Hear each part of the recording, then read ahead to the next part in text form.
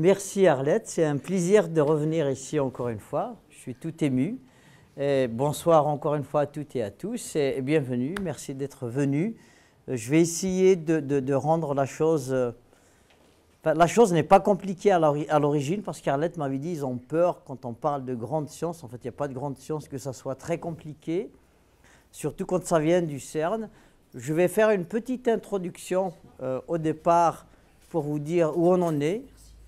Surtout pour vous expliquer. Vous comprenez mon français? J'ai dû parler d'autres langues tout à l'heure, ça m'a tordu la langue. Alors ça va revenir, mon français va s'améliorer avec le temps.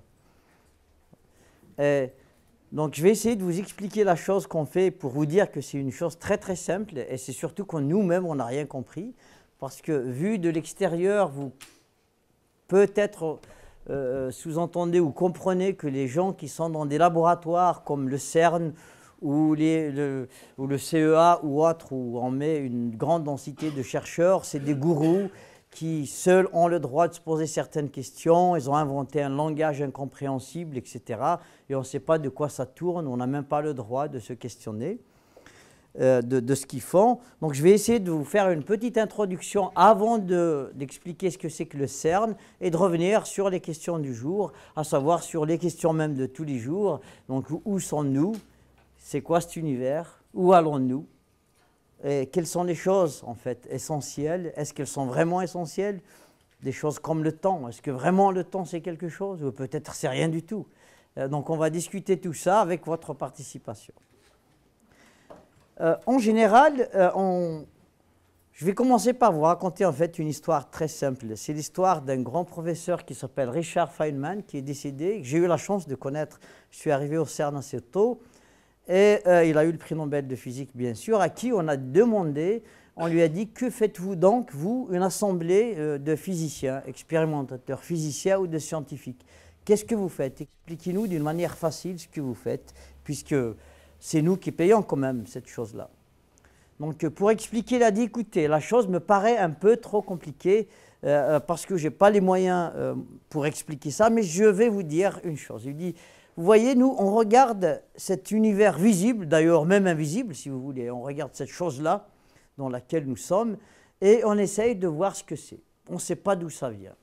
Pour cacher les inconnus d'où ça vient, on va se dire c'est peut-être un Dieu qui l'a créé, c'est peut-être même une assemblée de dieux, si vous croyez en plusieurs, ou c'est peut-être même juste, comme dirait Heisenberg, un petit problème, une petite erreur du néant qui a fait un petit prout et ça a généré tout ça. Bon. Disons qu'on ne sait pas encore ce que c'est. On n'a pas les moyens expérimentaux de savoir ce que c'est.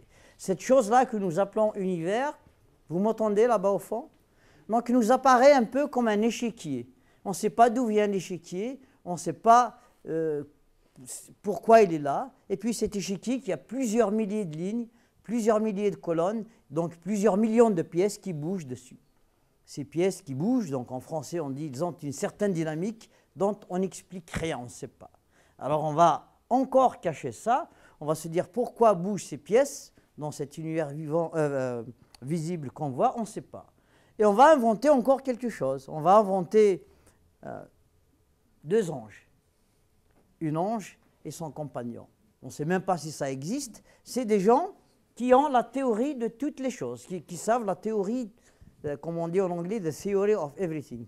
La chose qui a créé cet univers leur a dit, voilà, cet univers, c'est cet échiquier, il leur a expliqué toutes les règles du jeu. Bon, je vous ai dit, ces anges-là, je viens de les inventer juste pour cacher mon manque de connaissance, de réalité, pour me permettre finalement de regarder cet échiquier. Je regarde cet échiquier, maintenant je vois des pièces bouger. On va prendre un cavalier. Tout le monde se rappelle que quand on bouge un cavalier, je fais une figure en L. Une figure en L ou en profondeur ou sur les côtés. Alors chaque fois que je regarde cette dame ange prendre le cavalier, il fait une figure en L. Pareil pour son compagnon. Le matin, le soir, à Cluny, à Paris, ailleurs. Je tire une conclusion scientifique valable. Je ne sais pas ce que c'est qu'un cavalier, ni même un ange, mais chaque fois qu'il touche un cavalier, je peux prédire qu'elle va faire une figure en L. Elle ne change jamais d'avis. Donc je peux parier contre ce monsieur que si le jeune ange là-bas, excusez-moi, prend un cavalier, il va faire une figure en L et je vais gagner. Ben, la science qu'on fait aujourd'hui, c'est exactement ça. Donc si je prends un objet je prends ce bout de papier, je le lâche, donc je n'ai pas autre chose, excusez-moi.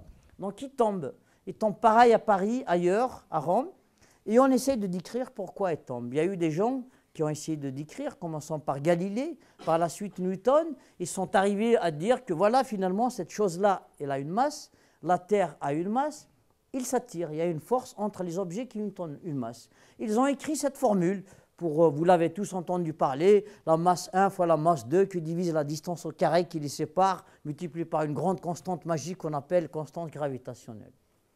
Et on arrive avec cette loi, maintenant on l'appelle loi, ou on appelle astuce si vous voulez, règle du jeu, on arrive à construire des ponts, des bâtiments, on arrive à aller jusqu'à la Lune et revenir. Mais figurez-vous que Newton est décédé, il ne sait pas ce que c'est que la masse. Il savait encore moins ce que c'est que l'espace. Donc, on regarde des pièces bouger sur un échiquier, on en profite pleinement et on ne sait même pas qu'est-ce qu'on regarde finalement. Donc, on est allé jusqu'à la Lune et revenir, on ne sait même pas encore ce que c'est que la masse. Einstein, par la suite, qui arrive à dire que cette masse que lui-même ne comprenait pas, peut se transformer en énergie avec la fameuse formule E égale mc carré. D'ailleurs, en fait, je lance un défi, ce n'est pas par prétentieux, je ne suis pas par prétentieux, mais c'est juste un défi pour essayer de réfléchir. Il y a un mot qui est banal, partout, même chez les politiciens, c'est le mot énergie. Et si on s'assoit une minute tranquille et on réfléchit, qu'est-ce que c'est que cette énergie? Est-ce que j'ai vraiment compris ce que c'est? On se rend compte qu'on est complètement coincé. C'est un peu comme l'espace. On vous dit l'énergie pure, c'est encore un truc magique. En fait, l'énergie pure, ça n'existe pas, ça n'a aucun sens. On vous dit, voilà, la masse se transforme en énergie pure. C'est quoi cette énergie pure? Rien. Et on se rend compte que finalement, on est dans un monde où il faut toujours un véhicule. J'ai un véhicule qui bouge et transporte quelque chose que je ne sais pas ce que c'est, que je vais appeler énergie. Cette énergie se manifeste sous forme de mouvement, je vais l'appeler cinétique, ça bouge. Ça tourne, je vais l'appeler rotation. Je vais mettre plein d'adjectifs autour. Mais cette chose-là elle-même, comme la masse, je ne sais pas encore ce que c'est. Alors, je reviens à ce jeu-là. Donc, on ne sait pas encore. On arrive à déduire plein de choses. On ne sait même pas de quoi on parle et on arrive à faire des règles. On en est encore là aujourd'hui. Donc, je vais revenir sur le mot masse tout à l'heure, sur même le mot temps qui est encore beaucoup plus abstrait que la masse, mais je vais essayer de vous expliquer les problèmes de tous les jours de la physique qui sont tout le temps liés à la philosophie, indépendamment du nombre de verres de bon vin que vous avez bu. Dès le premier verre, même avant le premier verre, vous posez une question fondamentale de physique, ça chevauche déjà, ça commence à s'embrouiller avec la philosophie. C'est tous les problèmes de la physique auxquels on arrive aujourd'hui. Et c'est des questions qui sont vraiment accessibles à tout le monde. Donc on peut se poser des questions et réfléchir comment ça se fait. Bon, donc je reviens à cet échiquier où on regarde les choses se passer. Feynman disait en 1984, c'est encore valable aujourd'hui, que même aujourd'hui, en 2017, je le dis moi-même, on n'a pas encore compris toutes les règles du jeu. Donc on n'a même pas compris ces deux anges qui avaient la théorie de toutes les choses, on n'est pas encore rendu à leur niveau. Donc c'est quand on parle de Big Bang, de ce qu'il y avait avant le Big Bang, des trous de verre, des univers parallèles et tout ça, ça n'exprime pour le moment que la fertilité du cerveau humain. Donc on n'a encore aucun moyen expérimental de prouver tout ça, en laboratoire ou ailleurs, ou de faire des mesures qui corroborent certaines ou autres déclarations. Donc on en est encore là. Donc quand je parle de cette théorie de toutes les choses, que je suppose qu'elle existe, même si je l'ai cachée derrière une grande inconnue qui sont ces deux anges que je ne connais pas, je les ai inventés pour cacher mon ignorance, j'ai quand même le droit de rêver. On est dans un monde, l'année dernière j'ai donné justement une conférence sur l'utilisation des faisceaux de particules pour extraire des tumeurs non opérables dans le cerveau. Bientôt peut-être on va avoir une telle clinique en France, je sais qu'à côté de chez nous en Allemagne ça existe. Donc on a tous le droit de dire, ben, je vais vivre à 120 ans, je vais quand même aller faire du ski de fond dans le Jura sans problème. C'est c'est pas de la science-fiction que je vous dis, c'est vraiment qu'on va, enfin, certaines, surtout les jeunes qui sont au fond là-bas, enfin, pas mal d'entre vous dans la salle, vous allez vivre cet événement-là. On a le droit de se demander, peut-être on sera encore là, quand on aura acquis toutes les règles du jeu de cet échiquier. Peut-être ce jour-là, ces gens, je saurai si les gens existent ou pas. Peut-être même qu'ils vont m'inviter à jouer une partie avec eux sur cet échiquier pour voir pourquoi dans ce jeu et pourquoi dans cet échiquier. Là encore, je rentre tout de suite dans la philosophie pour rendre la chose un peu plus spicy, comme disent mes enfants. Comment faisons-nous ça aujourd'hui? Ben, on commence par certaines suppositions. En fait, les choses se sont, disons, explosées le jour où on a commencé à inventer le langage et à améliorer nos techniques de chasse probablement après l'évolution. Et on a eu du temps pour se demander de quoi il est fait l'univers. Et on a vu qu'on a appelé cette chose-là la matière visible, qui se manifeste sous forme solide, liquide, gazeux. On a commencé à la chauffer, le solide tourne au liquide, le liquide tourne au gaz. Avec notre esprit, on a tout de suite inventé l'atome, parce qu'on se dit, avec des atomes, des grains très petits à partir desquels je peux tout faire, quand j'ai un solide, ils sont solidement liés. Quand je le chauffe, et le lien se ramollit, ça devient liquide, je chauffe encore, ça devient un gaz. Donc là, on a déjà acquis, avant, il y a des milliers d'années, que chauffer revient à voir les détails. Donc l'univers tel qu'on le voit, on a beaucoup de structures. Donc la structure solide, liquide et gazeuse, mais au fond de moi-même, je cherche toujours à regarder, à connaître les règles, la chose la plus simple qui va m'expliquer tout ce qu'il y a autour. Donc je vais chercher quelque chose qui est encore beaucoup plus petit. Et le moyen est bien connu, le moyen c'est de chauffer, augmenter la densité d'énergie pour voir l'élément le plus faible.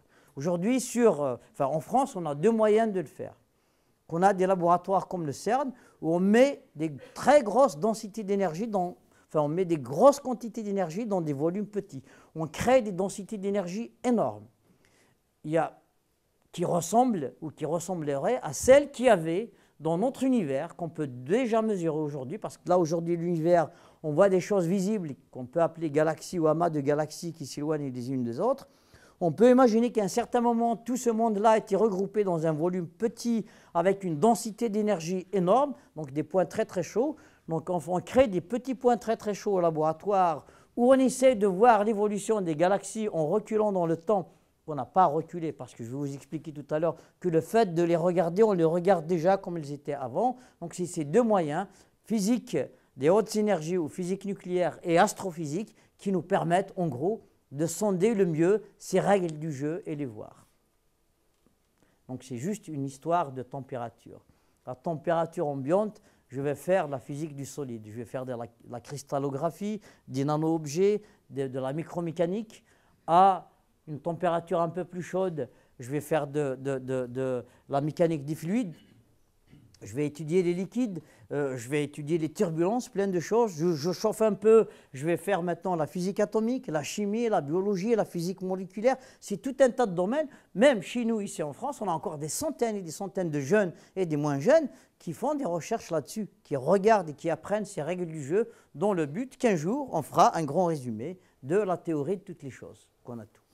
Donc même, je vous dis, même les choses auxquelles on a commencé à regarder depuis quand on a inventé le langage, on est toujours en train de les regarder aujourd'hui. La physique du solide est plus à la mode qu'avant aujourd'hui. Pourtant, on peut se dire que c'est des choses qui doivent être obsolètes. Je ne vais pas lancer mon fils à faire une thèse de doctorat dans la physique du solide, parce qu'il n'y a plus rien à faire, tout le monde a tout fait. Rassurez-vous, il y en a encore des centaines en France qui font des sujets extrêmement excitants et intéressants. On va pousser maintenant, nous on va aller dans le plus chaud puisqu'il est là-bas que je travaille. Donc on va encore chauffer les atomes. Quand on va rentrer dans un atome, là on ne chauffe plus avec du feu dans la physique atomique, on va envoyer la lumière dessus avec des lentilles. On va voir qu'il y en a beaucoup d'atomes, la table des éléments naturels de Mendeleev. C'est beaucoup pour expliquer l'univers d'une manière très simple, mais du moins quand on a chauffé les atomes, on a vu qu'il y a une chose qui tourne autour, je parle pour les jeunes là-bas, qui s'appelle un électron. Cet électron, c'est une particule toute petite qu'on n'est pas encore arrivé à diviser aujourd'hui, mais elle transporte une caractéristique qui est bizarre. Elle a une petite masse. Tout à l'heure, je vous ai dit, on ne sait pas encore ce que c'est que la masse. C'est le but du séminaire d'aujourd'hui, de vous expliquer à peu près ce que c'est que la masse. Mais il y a encore une autre chose qu'on appelle charge électrique. L'électron a sur lui une charge électrique. Quand il bouge, ça fait un courant électrique. Et quand on s'oppose à ce courant électrique, ça fait des différences de potentiel, ça fait des potentiels, ça fait des volts. Et avec ça, on apprend certaines règles qu'on peut appeler électricité ou magnétisme, où en les combinant, on peut faire électromagnétisme. En les poussant un peu, on peut faire électrodynamique. Alors à ce moment-là, on peut, comme tout à l'heure, au lieu de faire des ponts et aller jusqu'à la Lune, là, on peut faire des lumières, on peut faire de l'énergie, on peut faire des smartphones par hasard. On peut plein de technologies basées sur le mouvement de cette chose-là que j'appelle charge électrique. Aujourd'hui, en France, ou sur cette planète, il n'y a aucun physicien ni chimiste qui sait ce que c'est que la charge électrique. C'est un peu comme la masse. C'est quoi donc cette chose-là? Quand elle bouge, ça me fait un tas de technologies, mais quand est-ce qu'elle a été inventée dans cet univers? Si je remonte avec ma physique au fin fond de l'histoire de l'univers, aux instants initiaux, je n'arrive pas à lui faire sortir la charge électrique. Donc là encore, c'est une chose très paradoxale. Donc on parle de la masse et de la charge électrique. Je ne vais pas continuer pour aller plus loin parce que je vais revenir tout à l'heure sur les accélérateurs, comment on peut rentrer encore plus profond pour sonder la matière jusqu'au fin fond. Et on va voir que parmi les mystères, il n'y a pas que la charge électrique et la masse, il y a bien d'autres choses, on ne sait pas ce que c'est, et qui font en sorte, par exemple, aujourd'hui, on fait des centrales nucléaires en France, c'est dû à une autre chose. Ce n'est pas la masse, ce n'est pas la charge électrique, on l'appelle vulgairement la couleur. Ça n'a rien à voir avec les couleurs qu'on connaît, mais puisqu'elles se manifestent trois couleurs, trois faces différentes, ça a coïncidé avec l'époque où on a inventé la télécouleur en mélangeant trois couleurs RGB, red, green and blue. On a appelé cette chose-là couleur. C'est comme la masse, mais on ne sait pas ce que c'est. C'est la responsable du maintien des protons et des neutrons d'une manière extrêmement solide à l'intérieur des noyaux. On ne sait pas ce que c'est que la couleur. Moi-même, j'ai travaillé 20 ans dessus. J'ai écrit pas mal d'articles sur, là, on appelle la chromodynamique quantique par contraste à l'électrodynamique. Je ne sais même pas ce que c'est, mais il n'empêche qu'on peut faire des réactions nucléaires, on peut faire marcher des centrales nucléaires, on peut traiter des tumeurs cancéreuses avec, dans le cerveau de l'humain, sans même l'opérer. Donc, on a toujours des grandes questions derrière, en essayant de les comprendre. Elles restent toujours là, ces grandes inconnues, et puis on revient... enfin, on arrive à convaincre des gens, les financeurs, que finalement c'est utile. Je ne suis pas en train de faire la publicité, mais je le fais quand même un petit peu, que c'est quand même utile de se poser ces questions, surtout de se donner les moyens. Je pense que c'est même un devoir de se donner les moyens d'essayer de les résoudre. Avant de continuer, je reviens au prix Nobel de cette année. Il y a... L'année dernière, je vous ai parlé du prix Nobel du boson de Higgs. Donc, il y a M. Peter Higgs, il y a 60 ans en arrière. Il avait prédit un mécanisme qui expliquerait ce que c'est que la masse. Peter Higgs, il n'y croyait pas lui-même, donc il appelait ça un truc de mathématiques. C'est une astuce pour un peu résoudre, un peu expliquer, donner temporairement la masse à des objets, et puis après, au diable... les varices, mon fils disait au diable les vermicelles parce qu'il n'aime pas les vermicelles, on cache ça là-dedans, ils ont une masse et puis on passe à autre chose. Non. Et cette chose-là, il l'avait appelé boson de Higgs. D'une manière simple, ce que c'est que le boson de Higgs, en fait, un boson, c'est une quantité d'énergie qu'on échange. Ou un transporteur, un boson, ça veut dire un transporteur, un véhicule qui transporte une énergie. Par exemple, cette lumière, c'est des ondes, ou on peut les appeler des photons, c'est des véhicules qui n'ont pas de masse, mais qui transportent une certaine quantité d'énergie sous forme d'un mouvement oscillatoire, d'un champ électrique, d'un champ magnétique. Pareil, le boson de Higgs, c'est quelque chose qui transporte une certaine énergie entre deux objets. Mais c'est quoi ces deux objets? C'est là que, il y a quelques années en arrière, avant 2013, on croyait tous que c'est une astuce. Parce que là, ce monsieur... Et moi, on peut échanger la lumière. La lumière, elle va le taper là-bas. OK, c'est un objet qui transporte de l'énergie. Elle n'arrive pas à rentrer, elle n'est pas assez forte pour rentrer dans son crâne. Elle est réfléchie. Elle vient sur moi. Une fraction d'entre elles rentre pile poil dans l'iris et dans la rétine. La rétine, il y a des cellules un peu molles qui vibrent, qui absorbent cette énergie et je vois le monsieur. Donc, il y a bien quelque chose que c'est... Mais par contre, le monsieur et moi, là, il vous est facile de comprendre qu'on est deux objets. Mais la chose de Higgs, pourquoi c'est pas facile de comprendre que c'est un échange entre deux objets? Parce que d'un côté, il y a quelqu'un qui a une énergie, comme ce monsieur. De l'autre côté, il y a un espace vide. Donc vous avez un vide dans l'espace. Vous allez rentrer dans cet espace. Du moment que vous allez rentrer là-dedans, le vide n'est plus vide. En quelque sorte, Peter Higgs a imaginé que le vide que vous croyez vide est bien une chose et que vous avez fini par parler à ce vide. Le vide vous a parlé. La manière de parler avec quelque chose, parler, ça, on utilise un verbe plus intelligent en physique, on dit interagir. Donc la manière d'interagir entre ce monsieur et le vide, c'est bien en échangeant ces petits billets d'énergie qui s'appellent le boson de Higgs lui-même. 2012, grande stupéfaction, on voit ce boson de Higgs, on voit bien cette monnaie, ce billet, on l'a mis en évidence, on l'a mesuré, on l'a vu, on l'a identifié, et on a même donné le prix Nobel à Peter Higgs et Englert, qui étaient complètement stomaqués. Et ils se disent, ben, finalement, c'est vrai, ils n'y croyaient pas eux-mêmes, mais finalement, leur astuce ou leur compréhension des choses, c'est vrai.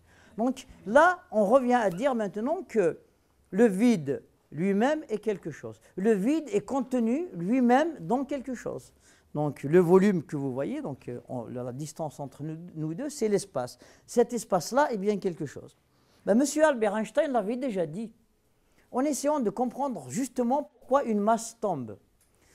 Il ne comprend pas pourquoi tomber dans ce sens, pas tomber dans ce sens. Il se pose des questions, mais très très simples, mais des questions de vocabulaire, si vous voulez. Alors, elle tombe dans quoi, etc. Donc, au lieu de se contenter de M1, M2 sur M carré que j'ai dit tout à l'heure, ben, il s'est dit, finalement, il y a bien quelque chose qui s'appelle l'espace. Et cet espace, je ne vais pas défaire ma chemise, donc je vais prendre quelque chose qui se plie. C'est une nappe comme celle-ci.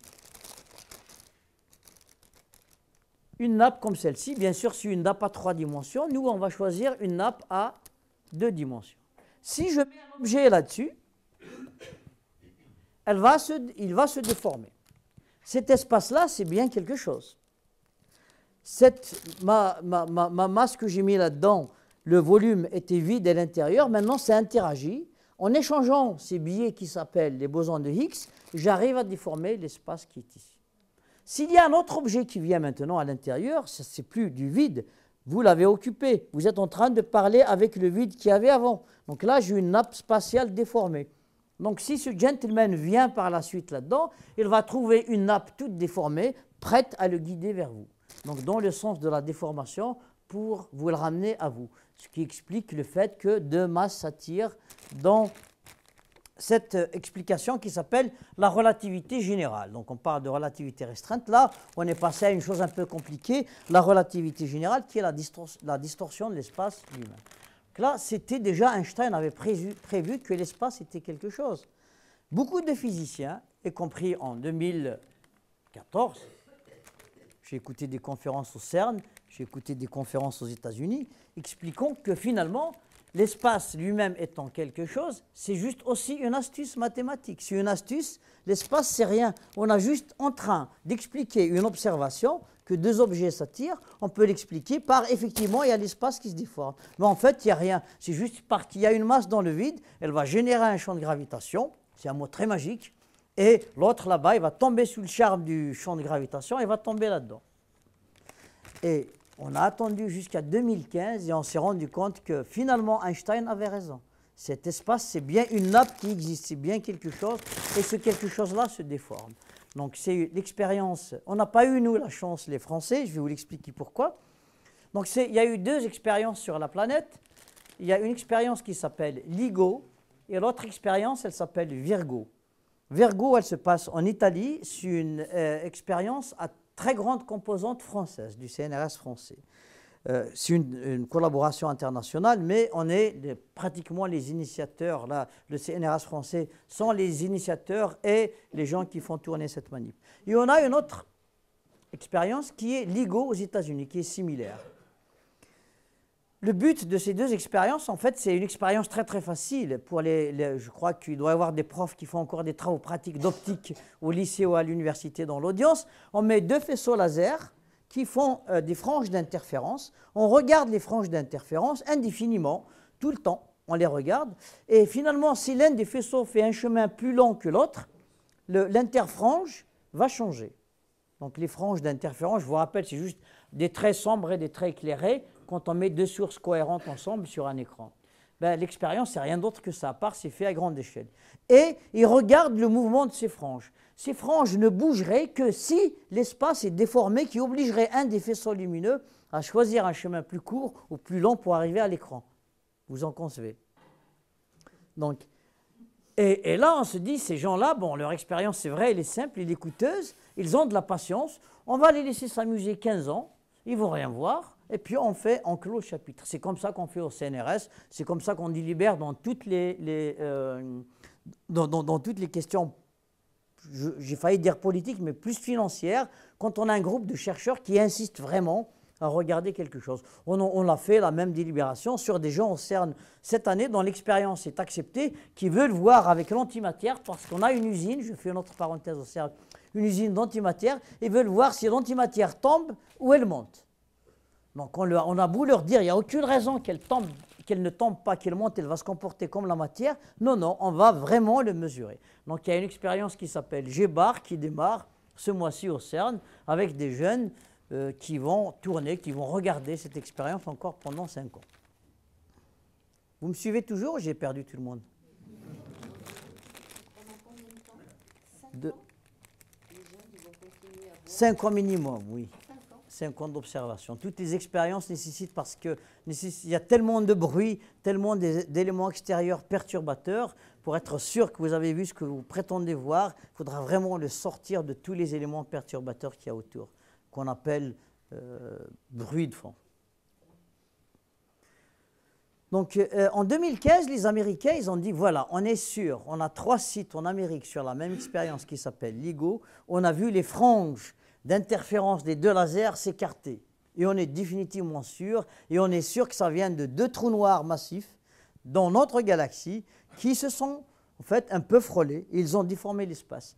Un peu comme si vous vivez ici, à ce bout-là de la galaxie qui est la Terre, il y a 2 titans qui se sont donné 2 coups de masse là-dessus ici. Ça a fait vibrer la toile.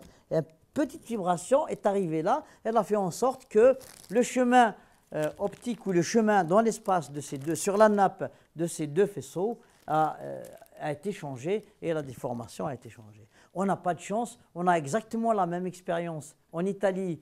C'est une expérience pratiquement toute française. C'est exactement quand ces 2 trous noirs ont décidé de se frôler l'un contre l'autre, on a décidé d'éteindre notre expérience pour l'entretien. Donc du coup, on ne participe pas au prix Nobel qui a été donné cette année. Donc le prix Nobel de cette année pour les ondes gravitationnelles, pour l'observation de 2015 qui a été donné aux 3 Américains de l'expérience LIGO, c'est justement pour confirmer encore une fois que l'espace est bien quelque chose. Donc cet espace étant bien quelque chose, il fallait bien payer pour cet espace au départ. Je reviens donc à mon histoire de tout à l'heure. Je vais essayer de vous résumer qu'est-ce que c'est que l'univers actuel. C'est une histoire très incomplète. C'est juste, ce que je vais vous raconter, c'est peut-être juste, c'est peut-être faux. Bien sûr, en science, on a l'avantage d'avoir le droit de changer notre avis chaque fois qu'on a un avis meilleur. Donc vous n'allez pas me tenir rigueur si l'année prochaine je reviens vous dire non, non, je me suis trompé l'année dernière. Donc aujourd'hui, l'espace tel qu'il est, si vous voulez l'expliquer, il y a 2 façons de l'expliquer. Il y a la façon où on peut partir avec 200 €, il y a la façon où on peut partir avec 200 € direct dans la main, c'est ma façon d'expliquer, et l'autre façon, par exemple la façon de Hawking, Stephen Hawking, il vous l'explique, non, on part qu'avec 100 €. C'est différent. Donc il y a la façon où on part avec... En fait, c'est les 100 € de Hawking, ça revient à la même chose, ou 200 €. Parce que si je pars avec 100 €, si cette chose-là qui était, j'avais dit tout à l'heure, Dieu, ou l'assemblée de Dieu, ou une erreur du néant, qui a fait en sorte, qui a fait un prout de 100 €, d'accord? Donc cette chose-là, maintenant, même s'il était du néant, c'est plus du néant. Ça devient, j'ai une dette envers lui, donc il existe comme quelque chose maintenant. Il se rappelle qu'il m'a prêté 100 €. Donc lui, c'est comme au Crédit Lyonnais, il vous donne 100 €, même si vous ne savez pas ce que c'est, lui il se rappelle qu'il est là, après il va vous appeler. Donc on considère la chose comme ça, c'est le point de vue d'Hawking, qui vous dit que toute énergie qu'on a aujourd'hui pour inventer cet univers, on la doit quelque part, il y a un trou quelque part qu'on doit rendre pour égaliser le néant. Mais une fois que vous avez fait un trou dans le néant, ce n'est plus vraiment le néant tout joli, tel qu'on ne peut pas l'imaginer. C'est un néant avec un trou, tel qu'on peut encore moins l'imaginer. Mais il est là. Donc, en gros, il y a une autre histoire qui est similaire, que je préfère, moi, personnellement. C'est l'histoire, avant d'arriver à ces anges, où l'erreur qui s'est produite au départ, Dieu ou les dieux ou l'erreur, a directement donné 200 euros. D'accord? Alors, ces deux histoires se rejoignent tout de suite. Donc là, lui, et il m'a donné 100 euros, il reste, je lui dois 100 euros, donc il s'en rappelle, et le fait qu'il se rappelle, je vais appeler cette chose-là l'espace. Donc il est bien devenu quelque chose. C'est dans cet espace-là que je vais dépenser mes 100 euros. Ça, c'est le point de vue d'Hawkins. Mon point de vue à moi, c'est que je ne sais pas encore qui c'est qui m'a donné 200 euros. Cette erreur ou Dieu ou quelqu'un d'autre. Mais j'ai 200 euros. Et c'est moi-même qui va prendre 100 euros, des vrais 100 euros, et me faire un espace. Je paye pour l'espace. Vous avez suivi l'histoire jusque-là? Donc, pour le moment, on a l'espace. L'espace, soit je le paye cash, soit c'est une dette vers celui-là. Cependant, dette où je l'ai payé moi-même, on va suivre la version, ma version que je l'ai payé moi-même parce qu'il est plus facile à comprendre par la suite. Alors, je prends les 200 euros, je prends 100 euros, je fais l'espace. L'espace, je le fais à l'image d'un ballon, mais de dimension quasi nulle. Pour les mathématiciens, c'est un point mathématique, d'accord? On dit de dimension ponctuelle, ça veut dire qu'on ne peut rien mesurer, ni à gauche, ni à droite, ni à l'intérieur. Excusez-moi pour l'enveloppe, je vais vous faire envoyer par Lucerne une meilleure.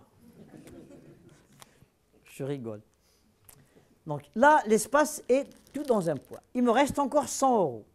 Parmi les 100 euros qui me restent, je vais prendre 96 euros. Je vais créer quelque chose avec, je vais appeler matière noire et énergie noire. Je vais revenir là-dessus. On n'a aucune idée de ce que c'est, mais on est sûr que ça existe. On baigne dedans. Donc je vais dépenser 96 euros dans une affaire que je ne sais pas du tout ce que c'est, qui est de l'énergie noire et la matière noire. Tout simplement, je sais que cette énergie noire et matière noire que j'ai dépensée, que j'ai créée, vont me servir à gonfler cet espace. Donc il était un point ponctuel et ça va se gonfler rapidement avec cette énergie noire qui va le gonfler. Il me reste 4 euros quand même, parce qu'il y avait 100 euros. Avec les 4 euros, je vais inventer toutes les galaxies et toutes les étoiles et tout le reste, tout ce qu'on voit, cet univers visible, y compris les ondes électromagnétiques et autres, je les mets sur la surface du ballon. Alors, cette matière noire enfle le ballon. Tout l'espace qu'on voit, c'est que la surface de ce ballon. À l'intérieur du ballon va se créer un volume aussi. Rappelez-vous, le volume, le ballon, ce n'est pas vraiment deux dimensions, c'est tridimensionnel. Mais par simplification, je le mets à 2 dimensions. À l'intérieur va se créer un volume qui va s'appeler le passé. Puisqu'on enfle, nous, on est juste sur la surface. On va vers l'avant. À l'intérieur, c'est le passé. Au-delà de la surface du ballon, il n'y a rien. Mais c'est vraiment le néant-néant. Donc c'est pour ça que dans la version où le néant était encore un trou, il faudra quand même que j'ai les moyens de perturber ce trou, d'interagir avec la dette. C'est comme, aujourd'hui, c'est vrai, si c'était vraiment le Crédit Lyonnais, je peux m'amuser à regarder sur Internet ma dette 3 fois par minute sans pouvoir la combler. Combien je dois? 100 euros, combien? Bon, c'est pareil. Donc c'est peut-être ça. Mais bon, je me contenterai de la deuxième version où j'enfle et j'ai les 4% là-dessus. Et j'ai toujours l'énergie noire et la matière noire qui sont à l'intérieur. 20 maintenant, donc on est parti du néant-néant, où est apparu 200 euros, je ne sais pas d'où, je ne peux pas vous les expliquer, il y a pas mal de théories là-dessus, hein, qui ne sont pas vérifiables. Et là, je suis dans un espace extensible, je peux le vérifier, je regarde les galaxies, comment elles s'éloignent les amas galactiques, je me rends compte que l'énergie noire et la matière noire qui est à l'intérieur, qui le gonfle, le fait encore de plus en plus. Elle est en train c'est comme si vous allumez une botte de foin, elle s'allume un peu et puis tout à coup vous avez une grosse flamme qui fait ce qui s'appelle l'expansion très soudaine de tout ça. Et on est en train de vivre ça, l'univers est en train de vivre ça. Donc il s'étend très loin, le ballon se gonfle très très loin, donc l'espace devient très grand et les choses très loin les unes des autres. L'espace tel qu'on le connaît à l'intérieur et ce qu'il y a tel qu'on le connaît et à l'intérieur c'est le temps. Maintenant si on veut parler du temps, qu'est-ce que c'est que le temps? À l'intérieur, c'est le passé. Si, par miracle, je peux dégonfler le ballon, je retourne exactement dans des états passés. J'enfle, je vais vers le futur. En gros, j'espère que je vous ai convaincu que l'espace est bien quelque chose. Et maintenant, le temps, c'est rien. C'est un peu comme si on parle de vagues dans l'Atlantique. Quand on veut parler de vagues dans l'Atlantique, on voit l'état de l'eau. l'eau monte, l'eau descend. Et cet état-là, ça bouge. Elle monte, elle descend, et juste à côté, l'eau monte, descend, et on recommence. En fait, l'eau, c'est quelque chose qui monte, qui descend. Je peux la prendre, je peux la boire, je peux la refroidir, la réchauffer, et mais la vague elle-même, l'état de l'eau, la vague ne décrit que l'état de l'eau. Vous avez suivi jusque-là? Alors c'est pareil que le temps. Le temps, en fait, ne décrit que l'état de l'espace. J'ai un ballon dégonflé et un ballon gonflé. Les différents états de l'espace, c'est le temps lui-même. Donc le temps lui-même, ce n'est pas une grandeur que je peux sortir, la peser, vous donner 300 pièces de temps ou des choses comme ça. Donc, en gros, il n'est pas inespéré de rebrousser chemin dans le temps, puisque c'est juste l'état des choses. Le faire pour tout l'univers, c'est peut-être prétentieux, parce que c'est rentrer dans le mécanisme à l'intérieur et arrêter la combustion de cette matière noire et d'énergie noire, arrêter le fait qu'il souffle dans l'univers pour le gonfler, pour retourner tout cet univers dans des états passés. Peut-être, pour des particules très élémentaires, donc comme un seul électron, peut-être j'arriverai à faire une expérience qui fait comme ceci. Avec mon petit doigt, le ballon est gonflé ici, je le pousse à l'intérieur pour le faire rentrer encore de quelques millions d'années derrière, ou quelques milliers d'années. À ce moment-là, ce point sera remis localement dans un état précédent dans le temps. Donc j'aurai reculé dans le temps d'une manière très locale. Par exemple, je vais prendre un point infiniment petit de cet univers, la planète Terre, par exemple. L'état des choses sur la planète. Donc, malheureusement, je vous ai parlé d'une particule encore élémentaire, l'électron, où je peux imaginer lui faire voyager le temps vers l'avant et vers l'arrière parce qu'il est très élémentaire. On ne peut pas parler d'une composition de particules, quelque chose d'un peu plus compliqué, comme par exemple une pincée de sel. Si je prends une pincée de sel entre mes doigts, cette chose-là, en science, d'une manière intelligente, on l'appelle le second principe de la thermodynamique, pour les jeunes qui sont derrière. Si je prends des grains de sel entre mes doigts, ça c'est leur passé, je les mets sur la table, c'est leur présent, elles vont s'éparpiller. Maintenant, je peux toujours me dire que spatialement, je vais les arranger pour que ça revienne de nouveau comme ils étaient dans ma main. Mais le nombre de possibilités d'arrangement est tellement grand que je vais passer quasiment une infinité du temps pour essayer tous les arrangements, pour les recaler exactement comme ils étaient dans le temps. Donc c'est le deuxième principe de la thermodynamique, rend la chose, donc le recul dans le temps, ou la réversibilité d'un état spatial complètement compliqué. Donc c'est pour ça qu'on peut parler des choses là pour peut-être des particules élémentaires. Je crois que je vais m'arrêter quelques minutes pour écouter des questions avant que j'ai les 3/4 de l'audience qui dort. Oui. Quelle différence entre l'énergie noire et la matière noire? Oui, en fait, c'est tout à l'heure, je vous ai dit, si on réfléchit à ce que c'est que l'énergie, on ne sait pas vraiment ce que c'est. Quand on regarde donc qu'est-ce qui manque dans cet univers, je regarde certaines étoiles dans certaines galaxies, comment elles bougent autour de leur centre galactique, je les vois qu'elles sont gênées, mais elles sont gênées gravitationnellement. Ça veut dire que je peux pas, c'est comme s'il y a une grosse masse qui les gêne dans leur mouvement qu'ils sentent. Donc il y a bien une grosse masse, il y a un effet gravitationnel, vous me suivez?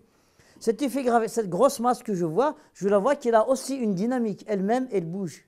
Donc je vous ai dit tout à l'heure, l'énergie, quand j'ai quelque chose qui bouge, je suppose qu'elle a une énergie à l'intérieur, que je peux appeler énergie cinétique, ou énergie potentielle, ou énergie rotationnelle, vibrationnelle, etc. Donc c'est pour ça qu'on fait un distinguo entre énergie et masse, matière. Vous avez dit tout à l'heure que si une particule va dans le sac pour remonter le temps, elle ne retrouvera pas l'état qu'elle avait. Si. Exactement. Oui, oui.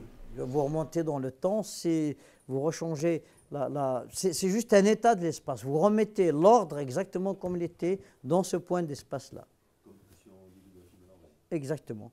C'est comme si vous dividiez le film. Encore plus, on peut le faire parce qu'en fait, quand on avait dit l'espace s'étend, la matière noire le gonfle, mais nous, on est en train de vivre, par exemple, dans le système solaire, on est lié au Soleil avec un très grand champ gravitationnel, et il empêche la matière noire de laisser la Terre s'éloigner du Soleil. Donc cette grande dilatation, ça se sent à l'échelle inter-amagalactique ou intergalactique, mais nous, on a une densité gravitationnelle avec notre étoile qui est tellement grosse qu'on L'espace ne pousse pas, ne souffle pas encore. Vous comprenez? On n'est pas encore dans l'état où l'espace nous souffle. Donc on est encore dans l'état où on peut ignorer la poussée de toute notre galaxie par la dilatation de l'espace, et notre partie de l'espace, on peut espérer la déformer pour retourner localement dans le temps, comme sur une petite planète qui est la nôtre. Au moins pour une petite particule qui est un électron sur cette planète. Est-ce qu'on a la preuve en astrophysique que nous sommes, nos galaxies sont sur une surface? Non.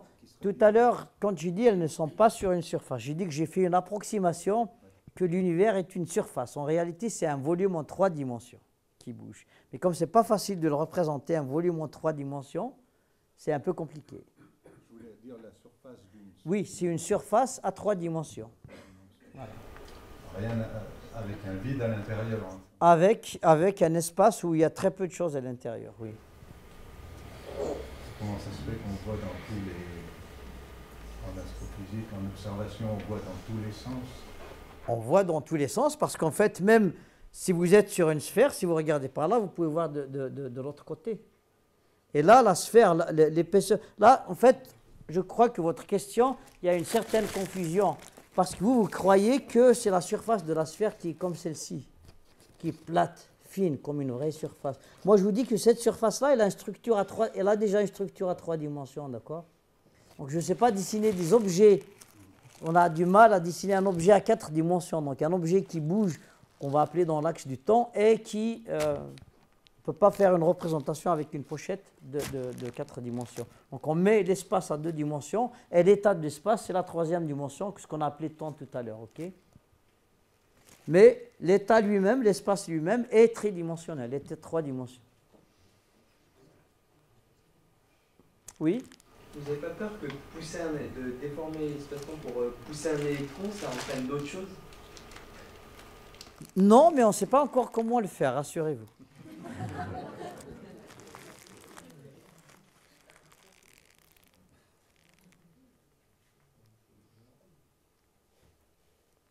Pour faire une petite pause, je vais vous passer un film de 4 minutes qui vous dit juste ce que c'est que le CERN rapidement, avec des mots.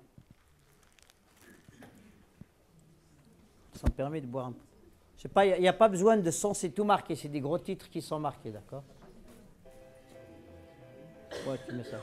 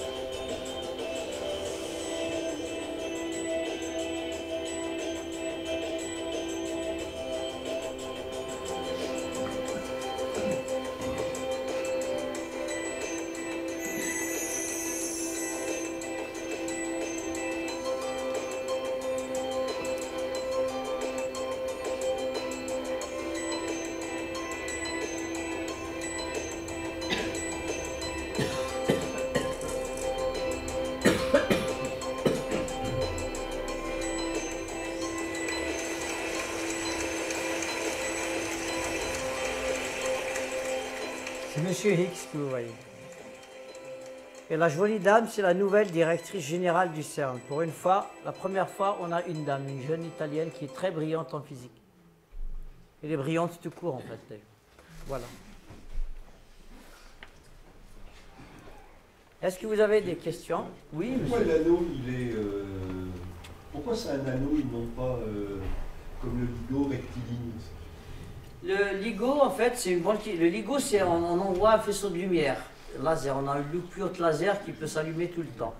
Là, on a des particules, on a 1000 milliards contre 1000 milliards, je les envoie, et on a à peu près une, peut-être deux qui vont se toucher, et si le faisceau était rectiligne, on perd tout le reste, on perd les 2000 milliards de particules, d'accord? Là, on les fait retourner, parce qu'en fait, à chaque fois qu'on fabrique deux paquets de particules qui se croisent, ils se croisent 11 000 fois par seconde dans un capteur. Et en fait, 1000 milliards moins 1, ça fait toujours 1000 milliards à peu près. Hein. Donc on les fait tourner et ça collisionne, les mêmes particules, ça collisionne. Au bout de 72 heures, on en a perdu quelques-unes, on décide qu'on n'a pas assez, et puis on les jette et on recommence avec des nouveaux paquets. La structure circulaire a été dictée par deux choses. La première chose, c'est quand on essaie d'atteindre des énergies de plus en plus grandes, on a des cavités radiofréquences. On a quelque part quelqu'un qui donne des coups de pied aux fesses des protons pour qu'ils s'accélèrent. Donc il repasse toujours par le même gars 11 000 fois par seconde et il leur donne des coups de pied. C'est l'accélérateur lui-même. Donc l'avantage, on ne va pas mettre 100 km de cavité pour accélérer ça. On repasse par la même cavité. La deuxième avantage, et pas des moindres, c'est que les mêmes paquets, une fois stabilisés, peuvent servir à faire au moins 72 heures de physique. Après, on arrête, on les jette. Généralement, on les jette pas parce que le nombre de protons a diminué, on les jette parce que le nombre d'éléments techniques pour contrôler la machine, comme par exemple le 1200 électroaimants très compliqués de 30 tonnes chacun, il y arrive toujours un paramètre et les techniciens et ingénieurs qui tournent la machine ont peur de ne plus pouvoir contrôler les faisceaux et ils les jettent dans un endroit bien contrôlé pour que les particules n'aillent pas taper des capteurs chers ou des choses comme ça. Oui. Quel serait votre prochain outil souhaité ou la prochaine évolution en termes de technique d'ingénierie pour continuer à... Il y a des choses qui sont développées maintenant, donc, qui rejoignent l'idée du monsieur, c'est de faire un collisionneur linéaire.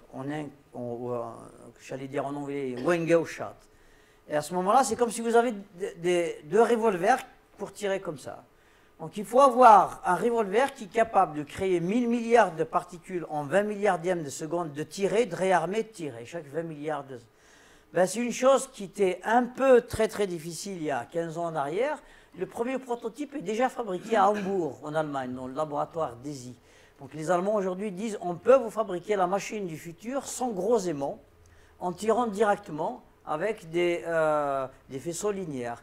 Le projet s'appelle ILC, International Linear Collider, le collisionneur linéaire international, puisque finalement, ça sera un appel à contribution de tous les pays scientifiques de la planète. Le deuxième projet, c'est aussi une très bonne question, parce qu'il y a plein de jeunes qui travaillent là-dessus. Pour accélérer des particules à des énergies qu'on veut, les énergies qu'on veut pour revenir, pour rester dans le séminaire de la chose que j'ai racontée tout à l'heure, c'est pour créer des densités d'énergie tellement énormes qui vont nous permettre par la suite, excusez-moi, de prendre un bout de l'espace et de le rouler comme une boule de gomme. Hein. Si vous imaginez l'espace comme un chewing-gum, pas un chewing-gum, on va l'imaginer comme une toile d'araignée qui vibre. En fait, on peut imaginer prendre un bout de la toile d'araignée et le rouler et essayer d'utiliser, donc, puisque je vous ai dit, on a bien payé 100 € pour fabriquer cet espace. Ou peut-être on a laissé une dette dans le néant, dans le vide qui était vide tout à l'heure, et on va bien voir, on peut jouer sur ça. Donc là, c'est juste, je parlais de ces grandes... pourquoi on a besoin de très grandes quantités d'énergie, densité d'énergie.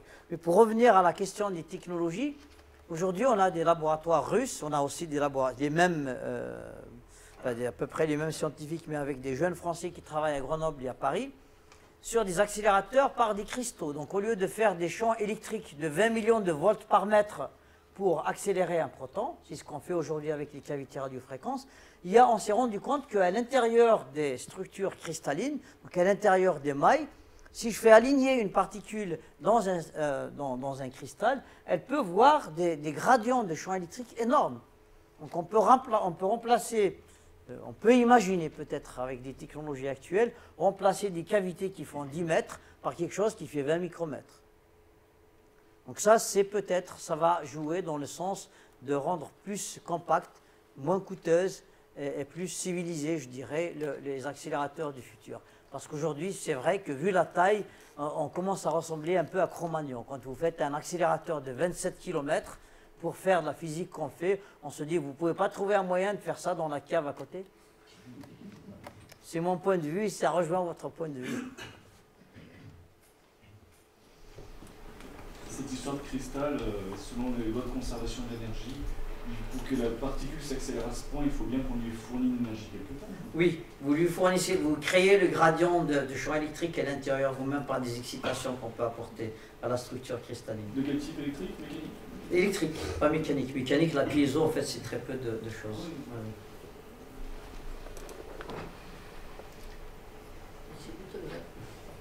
Pardon.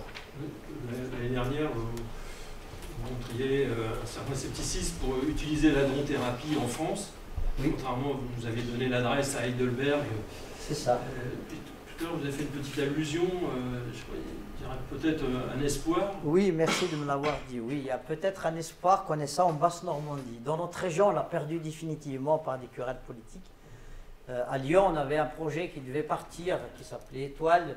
Et on a même le terrain qui a été offert, le grand terrain de Vénatier, les 3 hectares pour démarrer le projet. On a eu des ministres comme Douste Blazy, et qui a dit, vous attendez quoi? Moi je paye. Mais pour des latences, je dirais politiques ou peut-être culturelles dans notre région, on n'a rien fait en quelque sorte. Du coup, maintenant c'est reparti et il y a un projet qui part en Basse-Normandie sur... Le centre, c'est à Caen. C'est sur le centre. Il y a déjà beaucoup d'accélérateurs là-bas. C'est le centre. Il y a Ganil. C'est le centre national. On a les grands accélérateurs d'Ion en Normandie. Et on va faire un centre qui pourra traiter, qui pourra pas. En 2019-2020, on aura un centre de traitement en Basse-Normandie. Vous pouvez expliquer ce que c'est la hadrothérapie? La hadrothérapie, en fait, il faut savoir qu'en physique des particules, vous pouvez prendre, en physique tout simplement, on peut prendre une particule, on lui donne beaucoup d'énergie, et on peut lui faire, donc avec cette énergie, il est capable de traverser la matière. Quand elle traverse la matière, aujourd'hui, on est capable de se mettre à la place de la particule et de voir comment elle voit les atomes et la structure de la matière au passage. Donc quand elle passe, selon la particule qu'on envoie, elle va donner 1 euro, 50 centimes, 20 centimes, et là, je donne 150 euros. Donc on peut calculer tout ça, on sait vraiment son historique dans la matière avant qu'on l'envoie à l'intérieur. C'est un peu comme les rayons X. Les rayons X, leur histoire en fait est un peu banale.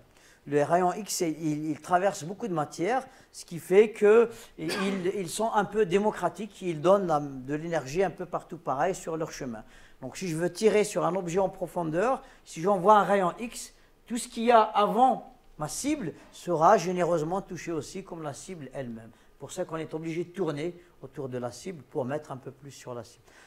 Des particules un peu plus lourdes comme les ions carbone ou les protons, aujourd'hui on se focalise plus vers les ions carbone puisqu'ils ont une efficacité biologique mesurée énorme. Le succès qu'ils ont fait les Allemands, ils ont guéri 2000 personnes de tumeurs non opérables du cerveau à Heidelberg. Sorties d'affaires, ils sont donnés mourantes pour toutes les techniques qu'il y avait avant. Hein. L'année dernière. Voilà. Donc, et là encore, cette année, ils sont partis. Là, on donne la possibilité à un ion de carbone de rentrer et il prend une grosse quantité d'énergie. On lui dit, attention, sur le chemin, sur les 3 premiers ou les 4 premiers centimètres, je vous donne 100 euros. Vous allez dépenser 1,50 € sur les 3 premiers centimètres, mais au dernier micromètre, vous mettez la sauce. Vous me dépensez les 98 euros et 50 centimes qui passent là. Vous me faites pulvériser les cellules là, dans cet endroit-là. Et ça se passe très très bien. Ça s'appelle le pic de Bragg de dépôt d'énergie. Donc on dépose très peu d'énergie, puis à un moment, on dépose toute l'énergie dans un volume voulu.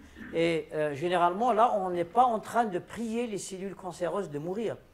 Avec radiothérapie classique avec les rayons X, on donne un grand coup de pied dans l'ADN de la cellule et on espère qu'elle n'arrivera pas à se réparer et elle déclenche un programme de mort naturelle qui s'appelle l'apoptose. Ça arrive, c'est l'effet de la radiothérapie. Mais malheureusement, de temps en temps, certaines cellules arrivent à réparer mal l'ADN. En chopant des gènes à côté, par l'évolution, nos cellules les ont appris à se réparer. On est constamment soumis à des rayonnements cosmiques. C'est peut-être même pour ça qu'on a cette allure-là. Aujourd'hui, on reçoit 3 rayonnements durs par mètre carré par seconde qui cassent l'ADN. Notre corps arrive à réparer. Un peu plus, on tomberait malade.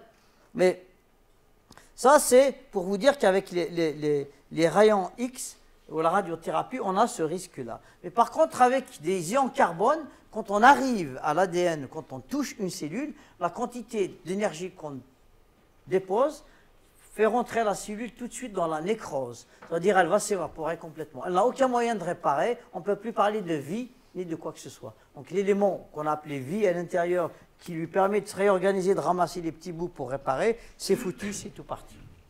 Donc là, on fait vraiment de la chirurgie avec un nanoscalpel, et ce nanoscalpel, c'est des particules élémentaires qu'on va envoyer sur des points précis. C'est la hadrothérapie. On l'utilise que pour les tumeurs non cancéreuses, puisque c'est assez coûteux, et c'est pour des personnes où on n'a pas d'autres moyens pour les utiliser. Tout en moins, on peut l'utiliser pour tout type de tumeurs. D'ailleurs, en Italie, il y a des chercheurs italiens qui sont amusés à sortir le foie d'un malade, et éradier le foie, et lui remettre le foie par la suite. Et ça a très bien marché.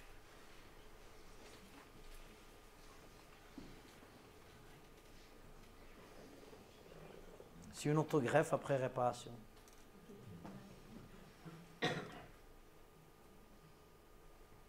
Est-ce qu'il y a des questions encore? Est-ce que vous croyez qu'un jour, on pourra conceptualiser le fin du fin, la dernière question qui restera? Je ne comprends pas trop. Comment une vis sur une voiture peut avoir la conception de la voiture et sa vision d'ensemble à l'extérieur. Enfin, une vis dans une voiture, elle peut pas voir la voiture. Nous, on est comme une vis dans une voiture.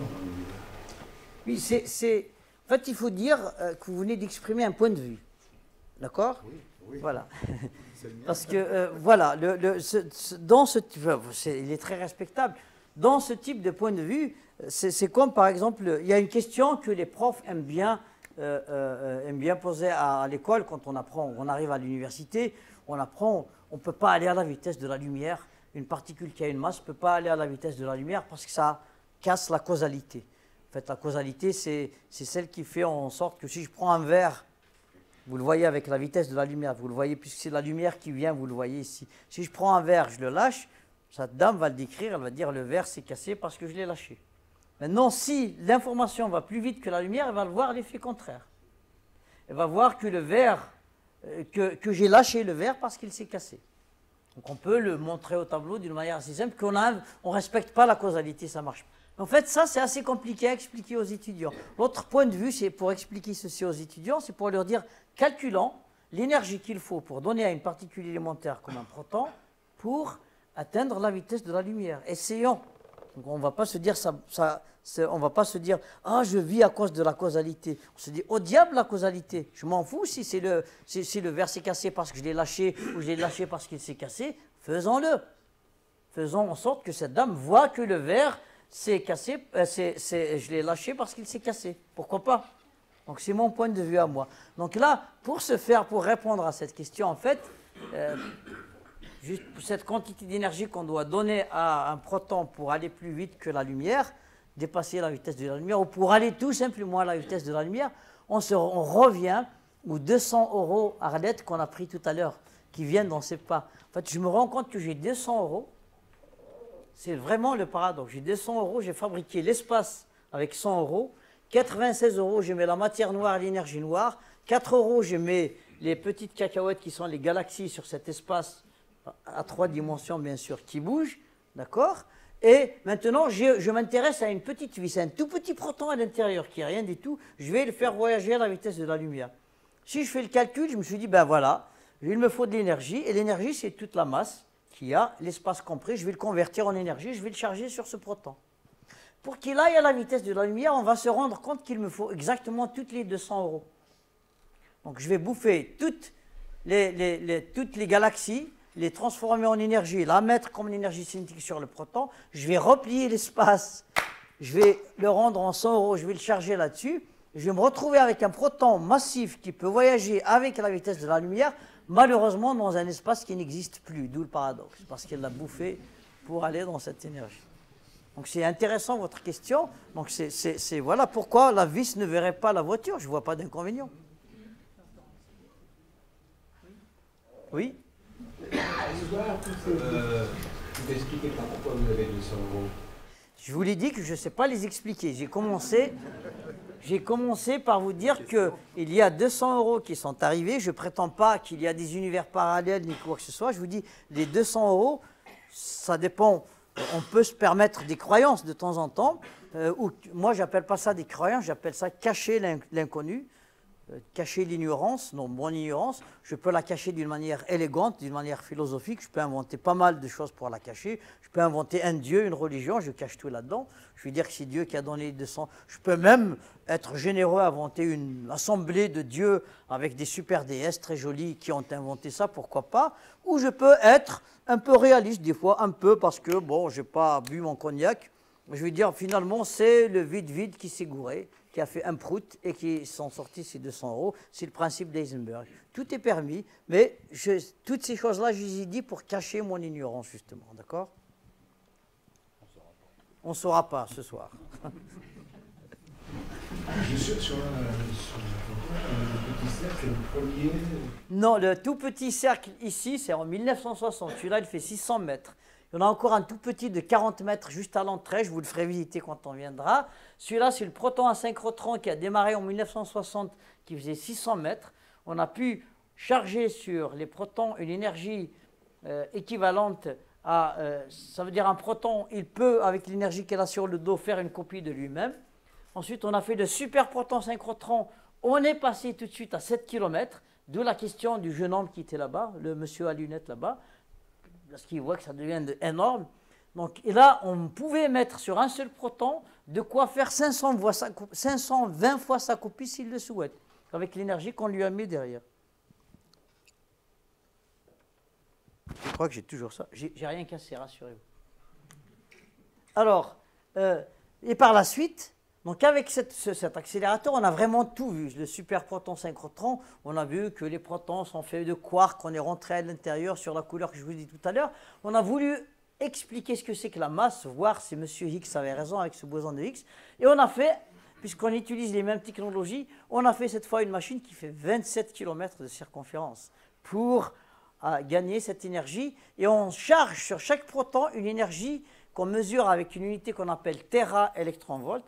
Sur chaque proton, on met 7000 fois, il a la capacité de créer 7000 copies de lui-même sur l'énergie qu'on lui charge sur son dos, s'il savait comment utiliser E égale mc². Donc ça, c'est le complexe du CERN.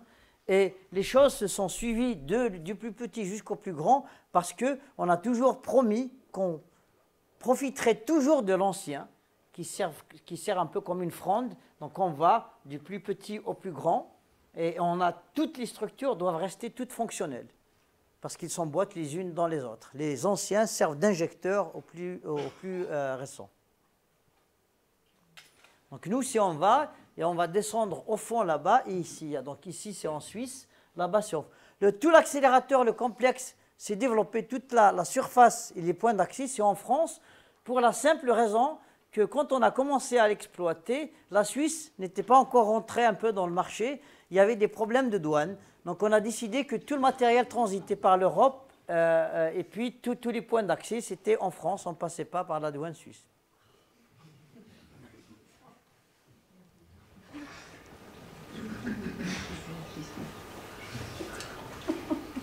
Qu'est-ce que c'est le principe de Heisenberg?